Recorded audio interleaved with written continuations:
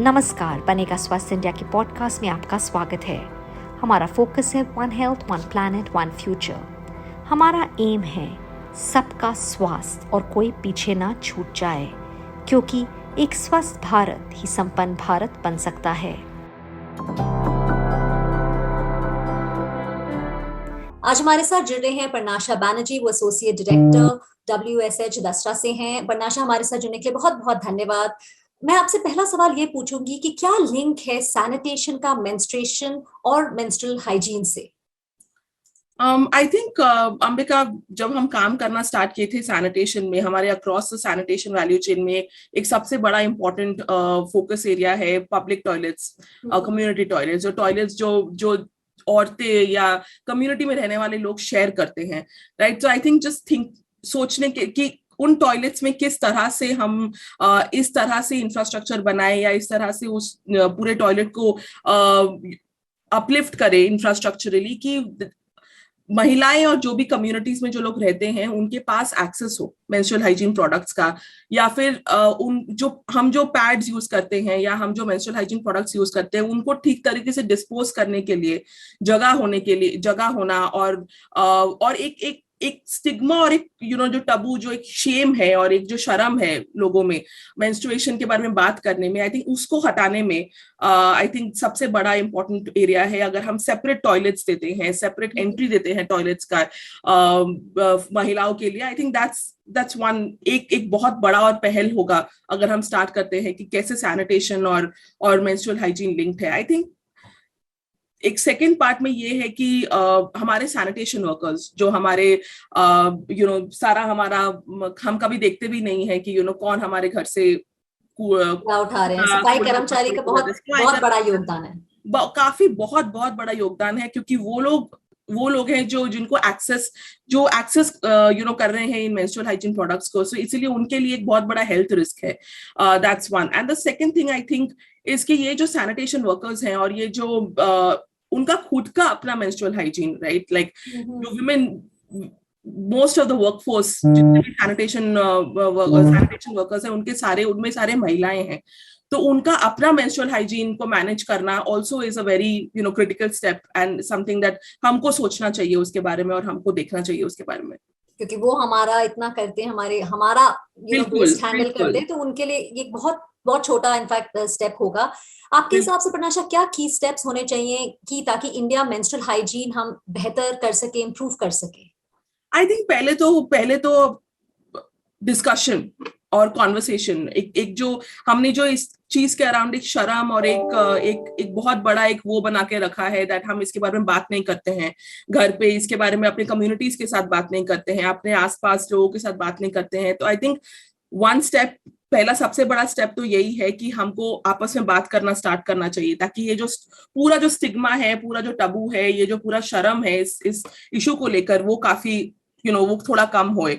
और I think the second thing would be is that किस तरह से हम लोकल अथॉरिटीज को यूज कर सकते हैं। जैसे अगर हमारे कम्युनिटी टॉयलेट्स हैं, हमारे पब्लिक टॉयलेट्स हैं, एंड लाइन ऑफ कम्युनिकेशन, एक जो कॉन्वर्सेशन और एक जो बात करने का वो है कि हमको ये जो हमारे डिमांड रखने का जो हमारा वो है कि हमको महिलाएं और औरतों को ये चाहिए होता है इन दिनों में टॉयलेट्स में या उनके फैसिलिटीज में। आई थिंक वो जो कॉन्वर्सेशन है लोकल अथॉरिटीज के साथ, गवर्नमेंट ऑफिशियल्स के साथ, एक इम्पॉर्टेंट स्टेप है। और उनको ये करने के, I mean once I think this conversation starts and they're able to do that conversation, वो आप ये बात करना स्टार्ट करेंगे, आसान हो जाएगा, तो काफी आसान हो जाएगा टू अंडरस्टैंड कि क्या चैलेंजेस हैं। और जो इतनी स्टिग्मा है परनाशा, ये टाबू कह लो, स्टिग्मा कह लो, सोशल इशू कह लो, जो हमारे ट्रेडिशनल है, किस तरह हम इसको तोड़ सकते हैं, खासकर अगर हम बॉयज को या आदमियों को, मर्दों को इस कॉन्वर्सेशन में लेके आए? आई थिंक सबसे बड़ी बात तो ये है कि आप पहले तो जब स्कूल्स में या कम्युनिटीज में जब भी हम मेंस्ट्रुएशन की बात करते हैं, हम सबसे पहले अलग कर देते हैं, लड़कियों को अलग कर देते हैं, लड़कों को अलग कर देते हैं।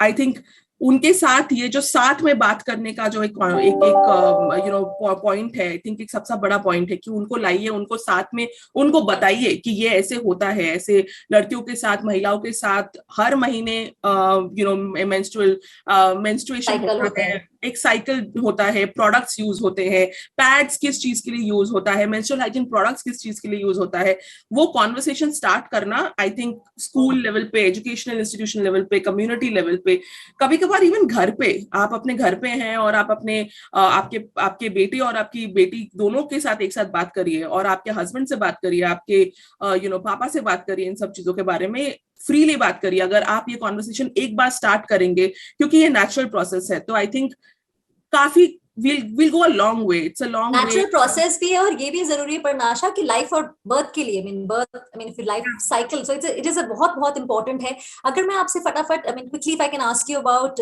हाइजीन, क्योंकि भारत में, हमारे देश में ही नहीं बल्कि बहुत कंट्रीज में, यूनिसेफ कहती है कि ग्लोबली 2.3 बिलियन लोगों के पास लैक ऑफ सैनिटेशन फैसिलिटीज नहीं है। कितना जरूरी हो जाता है कि घर पे पानी हो, साबुन हो हाथ धोने के लिए, क्या इम्पैक्ट करता है ये लड़की की जिंदगी में, और हम इसको एज अ नेशन कैसे ओवरकम कर सकते हैं? आई थिंक मैं सिर्फ इतना बोलूंगी कि जब हम हमारे साथ होता है ये, every month we go through this menstrual cycle, right? आप सोचिए अगर आपके टॉयलेट में पानी नहीं है, आपके टॉयलेट में एक्चुअली आपका टॉयलेट साफ नहीं है, आपके टॉयलेट में सोप नहीं है हाथ धोने के लिए आफ्टर यूजिंग, और आपके टॉयलेट में डस्टबिन नहीं है, या डिस्पोजल एरिया नहीं है जहाँ पे आप अपना प्रोडक्ट फेंक सके। आप सोचिए, आपको अगर यही आपके साथ ऐसा, अगर आपके और मेरे साथ ऐसा हो, तो हम टॉयलेट जाना बंद कर देंगे, बिकॉज इट्स कितना अनसेफ लगता है एक लड़की को। I think just making sure that जो टॉयलेट यूज कर रहे हैं उसमें एक्चुअल सप्लाई ऑफ पानी रहे, क्लीन फैसिलिटीज रहे, एक मग रहे, एक बाल्टी रहे, ताकि वो उसके लिए इजी हो, एक छोटा सा एक डस्टबिन रहे ताकि वो अपना प्रोडक्ट वहां पे डिस्पोज कर सके। तो आई थिंक वो सारी चीजें बहुत इंपॉर्टेंट हो जाती हैं टू मेक एक लड़की को सेफ फील करने के लिए, कि वो उस फैसिलिटी को यूज कर सकती है। और ये बहुत बेसिक चीजें हैं। और बस एक आखिरी सवाल परनाशा, जैसे आपने बताया घरों में, स्कूल की भी अगर बात करें, ये एक बहुत बड़ा चैलेंज है। कितना इजियर हो जाएगा, आसान हो जाएगा जो लेडी टीचर्स हैं, लड़कियां हैं, क्योंकि हमारे देश में बहुत लड़कियां ड्रॉप आउट होती हैं जब उन्हें अपने महीने शुरू होते हैं, तो अथॉरिटीज क्या स्टेप ले सकते हैं ताकि ड्रॉप आउट भी ना हो और उन्हें ये जो बेसिक राइट है वो भी मिले? आई थिंक सबसे बड़ी बात तो authorities, couple of things, right? Like I think one, कि आप अगर पहले अवेयरनेस से स्टार्ट करिए, राइट? पहले आपस में बात करिए, कम्युनिटीज में बात करिए कि इस चीज को लेकर शर्म क्यों है, और इस शर्म को किस तरह से निकाल सकते हैं हम।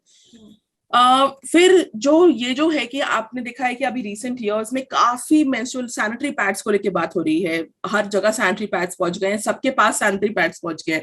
बट आई थिंक एक लड़की के लिए कि उसके पास क्या क्या एक्सेस है और उसके पास क्या क्या प्रोडक्ट अवेलेबल है, क्या क्या चॉइस है, आई थिंक वो एक कॉन्वर्सेशन करना for institutions, for local authorities, और इवन मतलब जैसे अगर आप कितने छोटे से हेल्थ क्लिनिक्स होते हैं, मोहल्ला क्लिनिक्स होते हैं, या फिर आंगनवाड़ीज होते हैं, और even in urban slums areas where doctors sit etcetera, वहां पे अगर आप इतने सारे प्रोडक्ट्स रखेंगे और अगर थोड़ा बहुत भी एजुकेशन करेंगे कि इतने सारे प्रोडक्ट्स हैं और आपका चॉइस है आप क्या यूज कर सकते हैं, आई थिंक दैट वो भी एक स्टार्टिंग पॉइंट है।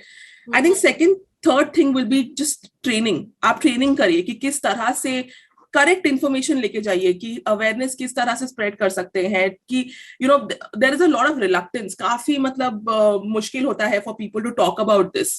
कम्युनिटी हेल्थ वर्कर्स, जैसे मैंने पहले बोला, आंगनवाड़ीज, आशाज, गवर्नमेंट ऑफिशियल्स, उनको बताइए कि क्या बेस्ट प्रैक्टिसेस हैं मेंस्ट्रुअल हाइजीन को मैनेज करने के लिए।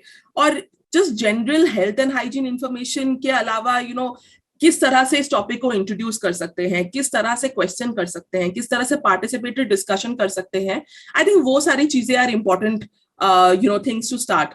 And the third thing is of course disposal. काफी इनविजिबल इशू है, बहुत ढका हुआ इशू है मेंस्ट्रुअल वेस्ट डिस्पोजल की, कोई भी बात नहीं करता है उसके बारे में, हमको पता भी नहीं है कि what is a right method, क्या है एक्चुअली राइट चीज। आई थिंक हैविंग दैट जो सेफ डिस्पोजल मेथड्स और उसके अराउंड कॉन्वर्सेशन है, which is where I think हमारे local authorities can play a very important role, कि आपका जो वेस्ट जनरेट हो रहा है उसको आप किस तरह से सेफली डिस्पोज कर रहे हैं, और किस तरह से आप उनको किस रूल्स के अंडर देख रहे हैं। क्योंकि इन सैनिटरी पैड्स में बहुत प्लास्टिक यूज होता है, विच अगेन काफी हेल्थ और एनवायरमेंटल हैजर्ड्स को लीड कर सकता है. तो just I think for the local authorities एक बार हैविंग दैट कॉन्वर्सेशन अराउंड कैसे आप अपने सिटीज, अपने कम्युनिटीज में सेफ डिस्पोजल मैकेनिज्म डाल सकते हैं is a very very important. और ये प्रणाशा उसी बात पर है, जैसे आपने कहा प्लास्टिक यूज होता है, इसी पे चॉइसेस की बात है कि फिर महिलाओं को अगर अवेयरनेस हो, दे कैन चूज. आजकल मार्केट में बहुत कुछ है, बायोडिग्रेडेबल प्रोडक्ट है, तो वो अगर बास्केट ऑफ चॉइसेस एक बहुत अहम बात है. बिसाइड जो आपने इतनी सारी चीजें हमारे साथ शेयर की, हमारे साथ जुड़ने के लिए बहुत बहुत धन्यवाद. Thank you. Thanks Ambika. Thank you. इसी के साथ ही बनेगा स्वस्थ इंडिया का ये पॉडकास्ट यहाँ पर ख़त्म होता है. अगर आपके पास कोई कमेंट, क्वेरी या सुझाव हैं इस टॉपिक पर, या फिर कोई ऐसा विषय जो आप चाहते हैं कि हम आने वाले हफ्तों में कवर करें, तो आप हमें लिख सकते हैं. हमें मेल कीजिए bsipodcast@ndtv.com पर. BSI यानी बनेगा स्वस्थ इंडिया. आप हमारे सोशल मीडिया हैंडल्स पर भी हमारे साथ बातचीत कर सकते हैं. सेम नाम, बनेगा स्वस्थ इंडिया. फेसबुक, ट्विटर और इंस्टाग्राम पर भी हम मौजूद हैं. मेरा नाम है अंबिका सिंह कामा. मेरी तरफ से goodbye. Stay healthy and stay safe.